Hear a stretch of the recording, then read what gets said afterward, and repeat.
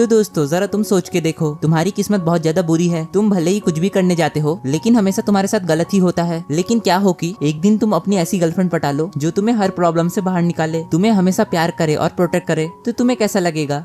बहुत अच्छा लगेगा। दरअसल ऐसा ही कुछ सीन है इस एनिमे का। तो एपिसोड की शुरुआत में हमें हमारे मेन कैरेक्टर को दिखाया जाता है जिसका नाम इजुमी होता है। वो अपने स्कूल जाने के लिए निकल रहा होता है, लेकिन इसका बैड लक इतना ज्यादा खराब होता है कि जैसे ही अपने घर से बाहर निकला था तभी वो एक छोटे से पत्थर से टकरा के गिर जाता है। पर वो जैसे तैसे करके अपनी गर्लफ्रेंड के पास पहुंच जाता है जिसका नाम होता है सिकिमोरी। वो वहाँ पे पहुंचने के बाद कहता है, सॉरी तुम्हें मेरे लिए इंतजार करना पड़ा। ये सुन के सिकिमोरी उसे कहती है कि अरे कोई बात नहीं, मुझे तुम्हारे लिए इंतजार करना काफी अच्छा लगता है। ये मैं क्या देख रहा हूँ, क्या ऐसी भी गर्लफ्रेंड होती है? और ये सुन के इजुमी ब्लश करने लगता है। फिर दोनों साथ में स्कूल के लिए निकल जाते हैं, लेकिन तभी रास्ते में एक ट्रक आ जाता है और सिकिमोरी तुरंत उसे अपनी साइड खींच के बचा लेती है। फिर सिकिमोरी उसे कहती है, क्या तुम ठीक हो? कहीं तुम्हें कोई चोट तो नहीं लगी? इजुमी कहता है कि हाँ मैं बिल्कुल ठीक हूँ। पर वो अपने मन ही मन कहता है, मेरी गर्लफ्रेंड कितनी ज्यादा क्यूट है, लेकिन साथ ही में वो कितनी ज्यादा कूल है। अबे ये क्या हो रहा है? जो काम एक लड़के को करना चाहिए वो तो यही लड़की कर रही है। लगता है इस एनीमे को स्पेशली लड़कियों के लिए बनाया गया है। उसके बाद वो दोनों बात करते करते अपने स्कूल पहुंच जाते हैं। फिर वो दोनों लिस्ट में अपने नाम को चेक करते हैं कि आखिर में उन्हें कौन सी क्लास मिली है, क्योंकि आज उनका सेकंड ईयर का फर्स्ट डे था। इजुमी गॉड से प्रे कर रहा था कि वो और सिकिमोरी एक ही क्लास में हो। और ये देख के सिकिमोरी धीरे से हंसती हुई कहती है, अरे कोई बात नहीं, अगर हम दोनों अलग अलग क्लासरूम में चले भी जाए तो क्या हुआ, मैं तो तुमसे बीच बीच में जरूर मिलने आऊंगी। लेकिन उसके बाद जब उसे पता चलता है कि सिकिमोरी तो उसी की क्लास में है तो वो बहुत ज्यादा खुश हो जाता है। तभी वहाँ पे सिकिमोरी के फ्रेंड्स हाचिमेत्सु और नेको भी आ जाते हैं और तभी इजुमा का भी एक फ्रेंड आ जाता है जिसका नाम है इनुजुका। वो सब लोग काफी ज्यादा खुश थे क्योंकि इस बार वो लोग सेकंड ईयर के फर्स्ट डे पे सब लोग एक ही क्लास में थे। उसके बाद हमें क्लासरूम का सीन दिखाया जाता है जहाँ पे सब लोग अपना अपना इंट्रोडक्शन दे रहे थे। लेकिन जैसे ही इजुमी अपना इंट्रोडक्शन देने जाता है तो वो नर्वस हो जाता है और कुछ और ही बोल देता है जिससे उसके ऊपर पूरी क्लास हंसती है। उसके बाद हमें दिखाया जाता है कि इजुमी के ऊपर एक डस्टर गिरने वाला होता है, लेकिन तभी वहाँ पे शिकिमोरी आके उस डस्टर में एक पंच मार के उसे बचा लेती है। लेकिन इसकी वजह से वो डस्टर उसी के ऊपर गिर जाता है, मगर इजुमी उसके पास जाके उसके सर को साफ कर देता है। उसके बाद शिकिमोरी वहाँ से शर्मा के चली जाती है। तभी वहाँ इजुमी के पास क्लास के कुछ बच्चे आ जाते हैं और वो इजुमी से कहते हैं, अरे तुमसे इतनी कूल गर्लफ्रेंड कैसे पट गई, तुम तो एक बहुत बड़े बेवकूफ हो। मगर ये सुन के इजुमी उनकी बातों का कोई रिप्लाई नहीं देता। पर ये सारी बातें सिकिमोरी सुन रही थी। वो इजुमी के पास आती है और उसे कहती है कि मुझे अभी कुछ काम याद आ गया, चलो मेरे साथ। उसके बाद वो लड़के कहने लगते हैं, अच्छा हुआ, लगता है सिकिमोरी ने हमारी कोई भी बात नहीं सुनी। लेकिन वो जैसे ही इजुमी के साथ क्लास से निकलने वाली होती है वो उनकी तरफ गुस्से से घूर के देखती है जिससे उन लोगों की वहीं पे फट जाती है। उसके बाद जब क्लास खत्म हो जाती है तभी वहाँ पे इजुमी का दोस्त इनुजुका आ जाता है और वो उससे कहता है कि चलो ना कहीं बाहर घूमने चलते हैं। उसके बाद इजुमी अपनी गर्लफ्रेंड और उसके दोस्तों को बाहर घूमने लेके चला जाता है। वो सब लोग एक मॉल में बॉलिंग बॉल गेम को खेलते हैं और उन लोगों ने शर्त लगाई थी जो भी हारेगा उसे ट्रीट देना पड़ेगा। उसके बाद सब लोग बारी बारी से उस गेम को खेलते हैं। पर जैसा कि हमें पता है इजुमी का बैड लक इतना ज्यादा गंदा है कि वो जीत के भी हार जाता है और हमेशा की तरह सिकिमोरी इस गेम में भी टॉप करती है। और गेम खेलने के बाद सभी अपने अपने घर के लिए निकल जाते हैं। उसके बाद इजुमी और सिकिमोरी एक साथ अपने घर के लिए निकल जाते हैं। उसके बाद इजुमी सिकिमोरी से कहता है, आखिर तुम्हें कैसा ट्रीट चाहिए? तो शिकिमोरी उसे कहती है कि मुझे कोई ट्रीट वगैरह नहीं चाहिए, मैं बस तुम्हारे साथ ओयो।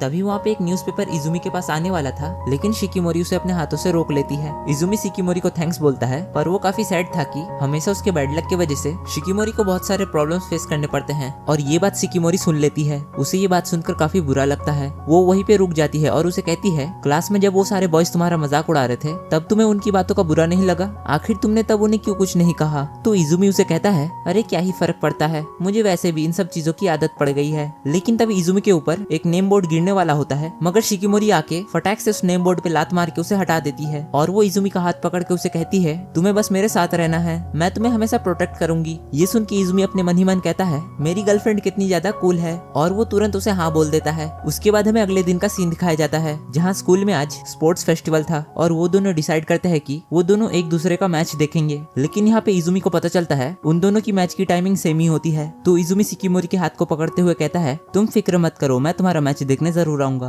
उसके बाद हमें मैच का सीन दिखाया जाता है जहाँ पे इजुमी का फुटबॉल मैच चल रहा था, लेकिन तभी इजुमी का बैड लक स्टार्ट हो जाता है। वो एक भी बॉल को ढंग से किक नहीं कर पाता, वो सारे बॉल को मिस कर दे रहा था और इतने में ही उसके चेहरे के ऊपर एक बॉल आके लग जाती है और वो बेहोश हो जाता है। तभी शिकिमोरी उसके पास आके उसे तुरंत नर्स ऑफिस लेके जाती है जहाँ पे ये दोनों अपनी फिर से प्यार भरी बातें करने लगते हैं। और ये चीजें तो मैं बिल्कुल भी एक्सप्लेन नहीं करूंगा क्योंकि मेरी मर्जी भाई। उसके बाद शिकिमोरी अपने मैच के लिए निकल जाती है और हमें दिखाया जाता है कि उसका वॉलीबॉल का मैच चल रहा था और उसके ऑपोजिट टीम में एक ऐसी लड़की थी जो कि काफी अच्छा खेल रही थी और उसका नाम कामिया होता है। उन लोगों की टीम काफी लीड में चल रही थी और दूसरी तरफ हमें दिखाया जाता है इजुमी यहाँ पे बिल्कुल ठीक हो चुका था, लेकिन उसे पता चलता है कि उसकी टीम हार गई थी। फिर वो अपने मन ही मन सोचने लगता है अभी मेरे पास बहुत टाइम है, चलो क्यों ना मैं सिकिमोरी का गेम ही देख के आऊं। और जब वो उसके पास पहुंच जाता है तो वो देखता है कि सिकिमोरी तो काफी अच्छा खेल रही थी पर उसके टीममेट्स बिल्कुल भी अच्छा नहीं खेल रहे थे और ऑपोजिट टीम जीतने ही वाली थी। लेकिन ये देखकर इजुमी उसे लाउडली चीयर करता है। ये सुनकर सिकिमोरी काफी मोटिवेट हो जाती है। उसके बाद सिकिमोरी एक पे एक लगातार पॉइंट बनाई जा रही थी और देखते ही देखते वो ये मैच जीत जाती है। सारी ऑडियंस उसकी स्किल्स को देखकर उससे काफी अट्रैक्ट हो जाते हैं। इजुमी उसके पास में आके उसके हाथ को पकड़कर उसे कांग्रेट्स कहता है। अब हमें क्लास में दिखाया जाता है कि क्लास की सारी लड़कियां सिकिमोरी की फैन हो गई होती है। वो सब लोग उसे घेर लेते हैं और उससे बातें करने लगते हैं। इजुमी ये देख के खुश तो था लेकिन कहीं ना कहीं वो थोड़ा सैड भी था क्योंकि इन सब चीजों की वजह से वो सिकिमोरी से ज्यादा बातें ही नहीं कर पा रहा है। लेकिन वही दूसरी तरफ इनोजुका जो उसका बेस्ट फ्रेंड होता है वो तो उससे बातें करता ही रहता है। लेकिन तभी वो नोटिस करता है कि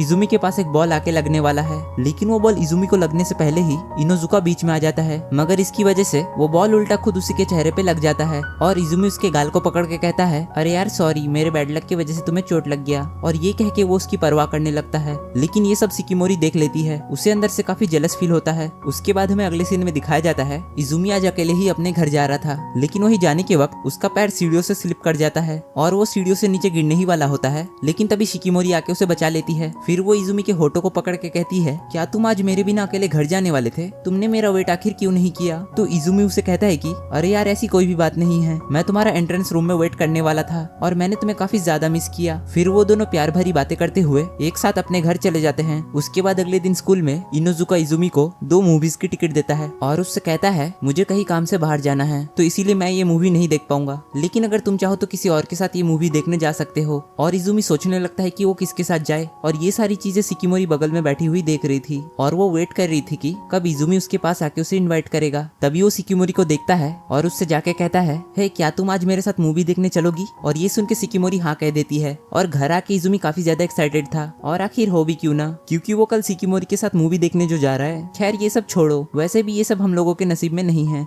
लेकिन उसके बाद इजुमी को याद आता है कि उसका सिकिमोरी के साथ पिछला डेट काफी खराब गया था। वो लोग जब वहाँ पे गए थे तब इजुमी का वॉलेट ही गुम गया था और तो और वहाँ पे बारिश भी हो गई थी। तो इस बार इजुमी प्रॉपर प्लान बनाता है कि इस बार की डेट उसकी अच्छी जाए। अबे तू डेट पे जा रहा है या मूवी देखने? खैर छोड़ इस बात को, मुझे क्या। उसके बाद इजुमी अपने बैग में बहुत सारा जरूरत का सामान भर लेता है और दूसरी तरफ हमें दिखाया जाता है सिकिमोरी यहाँ बहुत कंफ्यूजन में होती है कि वो इस बार अपनी डेट पे क्या पहनेगी जिससे वो इजुमी के सामने काफी सुंदर दिख सके। उसके बाद हमें अगले दिन डेट का सीन दिखाया जाता है जहाँ पे दोनों ही अपनी डेट के स्पॉट पे आ जाते हैं। इजुमी सिकिमोरी को देखकर उसकी तारीफ करने लगता है जो सुन के सिकिमोरी बहुत ज्यादा खुश हो जाती है। उसके बाद इजुमी मेट्रो में बैठे बैठे सोच रहा था जब मूवी में कोई रोमांटिक सीन आएगा तब वो सिकिमोरी का हाथ पकड़ के उसे किस कर देगा और ये सब सोच के ये शर्माने लगता है। देखा, मुझे तो पहले से ही पता था, ये सिर्फ शक्ल से ही भोला दिखता है लेकिन ये साला है नहीं।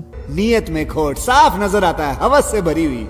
उसके बाद जब वो लोग वहाँ पे पहुंच जाते हैं तभी इजुमी सिकिमोरी से कहता है इस बार मैं चाहता हूँ कि तुम डिसाइड करो कि हम दोनों कौन सी मूवी देखेंगे, जिसपे सिकिमोरी मान जाती है। उसके बाद सिकिमोरी एक हॉरर मूवी की तरफ इशारा करती है जो देख के इजुमी की वहीं पे फट जाती है क्योंकि इजुमी को हॉरर मूवी देखने से डर लगता है। लेकिन वो सिकिमोरी के सामने कूल बनने के चक्कर में उस मूवी के लिए मान जाता है। लेकिन वो जैसे ही मूवी देखना स्टार्ट करते हैं तो इजुमी की वहीं पे फट जाती है और वो बहुत ज्यादा डर जाता है। लेकिन तभी शिकिमोरी उसके हाथ को पकड़ लेती है। फिर बाद में जब मूवी खत्म हो जाती है तो शिकिमोरी उससे कहती है कि मुझे नहीं पता था कि तुम्हें हॉरर मूवी से डर लगता है, अगर मुझे पता होता तो मैं कभी भी हॉरर मूवी को चूज नहीं करती। उसके बाद वो दोनों डिनर करने के लिए एक रेस्टोरेंट में जाते हैं। उसके बाद इजुमी सिकिमोरी से कहता है तुम्हें इन सब में से जो भी खाना है वो खा सकती हो और वैसे भी आज की ट्रीट मेरी तरफ से है। उसके बाद हम देखते हैं कि वहाँ पे एक महंगा पैनकेक था। इजुमी सिकिमोरी से कहता है कि तुम्हें ये खाना चाहिए। तभी शिकिमोरी कहती है कि अरे नहीं, ये बहुत ज्यादा महंगा है। तभी इजुमी कहता है कि अरे तुम चिंता मत करो, मैंने अपनी पॉकेट मनी को बचा के रखा है ताकि मैं आज के लिए पूरा दिन खर्च कर सकूं। लेकिन तभी उसे पता चलता है कि उसका वॉलेट दोबारा से खो चुका है।